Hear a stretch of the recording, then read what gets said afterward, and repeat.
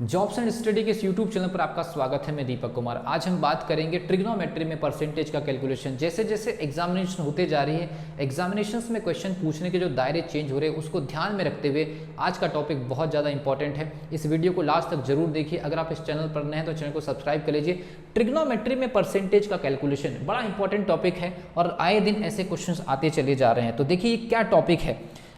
इस प्रकार से क्वेश्चन आपके सामने आते हैं। जैसे फॉर एग्जाम्पल यहाँ पर एक क्वेश्चन मैं ले रहा हूँ, उसके बाद ये सिचुएशन देखिए, ये सिचुएशन आपको देखना है और क्वेश्चन बहुत इंपॉर्टेंट है, क्वेश्चन बहुत ज़्यादा इंपॉर्टेंट है।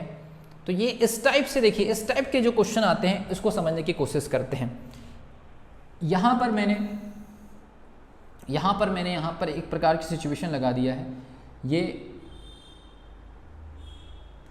औनमन कोण की स्थिति है, ठीक है भाई, ये औनमन कोण की स्थिति है, ये औनमन कोण की स्थिति है। और इसमें जो क्वेश्चन बन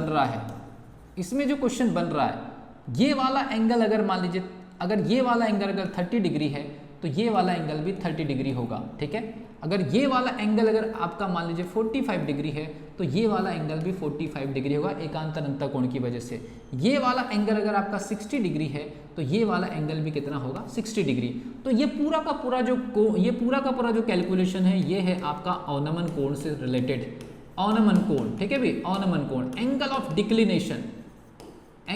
डिक्लिनेशन, इससे क्वेश्चन जरूर आते हैं, ठीक है भाई। एंगल ऑफ डिक्लिनेशन से रिलेटेड क्वेश्चन है। ये आपका हो गया h, ये हो गया x, यहां से लेकर के यहां तक के y, यहां से लेकर के यहां तक के आपका z। तो ये हो गया आपका x, ये हो गया आपका टोटल y और यहां से यहां तक के टोटल आपका z। अब हमारा सवाल ये कि ट्रिग्नोमेट्री में परसेंटेज का कैलकुलेशन आपको करना है तो h की वैल्यू अगर दी होगी तो आपको x की वैल्यू निकालना पड़ सकता है या y की वैल्यू निकालना पड़ सकता है या z की वैल्यू निकालना पड़ सकता है, लेकिन परसेंटेज में। तो बड़ा सिंपल सा सॉल्यूशन मैं आपको बताता रहा हूँ। tan theta is equal to लंब बटे आधार, मतलब h अपॉन x, या tan theta is equal to tan theta 1, tan theta 2 h upon y, tan theta 3 ये हो जाएगा आपका h अपॉन z। और हमको x और y और z की वैल्यू परसेंटेज में कैलकुलेट करनी है। तो याद रखिए, जब हम z की वैल्यू कैलकुलेट करेंगे तो सबसे छोटा कोण बनेगा। औनमन कोण जब कभी भी सबसे छोटा बनता है तो उसकी जो छाया बनती है, इस पर्टिकुलर बॉडी की जो छाया बनेगी वो सबसे बड़ी बनेगी।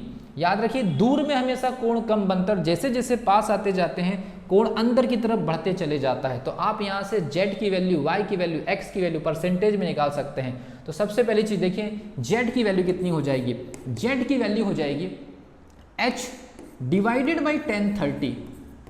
तो कितनी हो जाएगी, h डिवाइडेड बाई 1 अपॉन √3।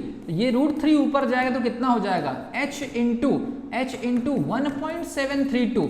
तो अगर इसको हम परसेंटेज में कर दें तो ये हो जाएगा 173.2%। मतलब z की जो वैल्यू है यहां से लेकर के यहां तक के z जो है वो है 173.2%। किसका, h का। याद रखिए, हाइट का 173 कितना है, 173.2% है कौन, z, मतलब दूर वाला 30 डिग्री।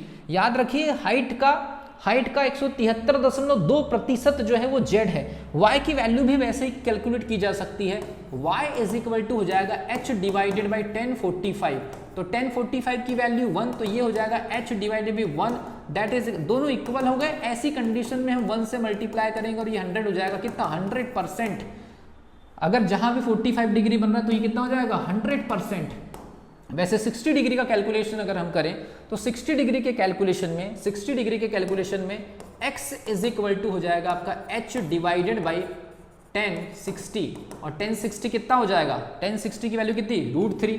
तो 1060 की वैल्यू √3 तो कितना हो जाएगा, ये हो जाएगा 0.577, ये हो जाएगा 57.7%।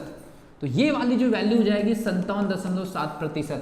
आपने यहां से यहां तक के 173.2%, 45 डिग्री के लिए ये हो जाएगा आपका 100%, और 60 डिग्री के लिए आपका कितना हो जाएगा, 57.7%। तो जैसे जैसे कोण की वैल्यू बढ़ रही है 30 डिग्री के लिए 173.2, 45 डिग्री के लिए 100% और 60 डिग्री के लिए 57.7%। इससे ये समझ में आ रहा है जैसे जैसे अवनमन कोण, ऊपर का अवनमन कोण, ऊपर के अवनमन कोण की वैल्यू बढ़ रही है, वैसे वैसे ट्राइंगल आपका छोटा होते चले जा रहा है और इस बॉडी की जो छाया है, इस बॉडी की जो छाया है वो यहाँ छोटी होती चली जा रही है। 30 डिग्री के लिए सबसे ज्यादा, उसकी टोटल हाइट का 173.2%, उसकी टोटल हाइट का 100% 45 डिग्री पर, और उसकी टोटल हाइट का 57.7% 60 डिग्री पर। ऐसे बीच में से किसी भी एंगल का निकाला जा सकता है। अगर आपके कमेंट्स अगर अच्छे आएंगे तो मैं ये भी बता सकता हूं कि इस पर्टिकुलर हाइट, ये वाली जो छाया है और ये वाली छाया में कितना परसेंटेज का गैप है, और ये वाली छाया और ये वाली छाया में कितना परसेंटेज का गैप है। आजकल कॉम्पिटिटिव एग्जामिनेशन में ऐसे अंदर अंदर से डीपली क्वेश्चन पूछे जा रहे हैं। जब तक आप ऐसे डिटेल में क्वेश्चन नहीं लगाएंगे तब तक के एग्जामिनेशन नहीं निकलेगा। मैथ्स में अगर आपको 100% स्कोर करना है तो डिटेल में ऐसे स्टडी करना सीखिए। अगले आने वाले टॉपिक्स में मैं ऐसी काफी सारी डिटेल्स के क्वेश्चन और डिटेल एनालिसिस वाले क्वेश्चन आपके सामने लेकर के आऊंगा। तब तक के लिए wish you all the best.